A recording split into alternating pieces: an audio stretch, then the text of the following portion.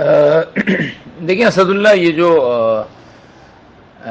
آپ نے چکن کے بارے میں پوچھا ہے کہ چکن کی جو کھال ہوتی ہے کیا وہ ہم کھا سکتے ہیں کہ نہیں کھا سکتے ہیں؟ دیکھیے، جانور کی جو کھال ہوتی ہے چاہے کسی بھی جانور کی ہو وہ پاک ہے،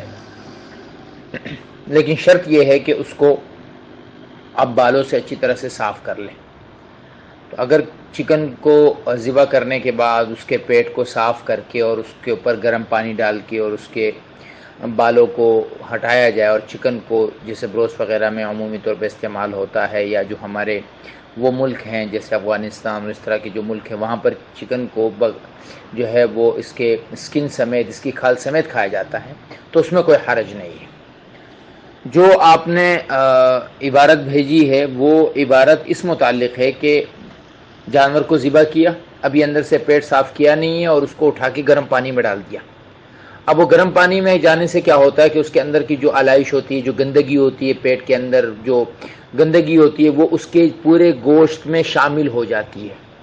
اس لیے اس کو حرام قرار دیا گیا ہے، ناجائز قرار دیا گیا ہے۔ لیکن اگر اس کے پیٹ کو صاف کر دیا جاتا ہے تو پھر اس سے کوئی فرق نہیں پڑتا، وہ کھانا جائز ہے۔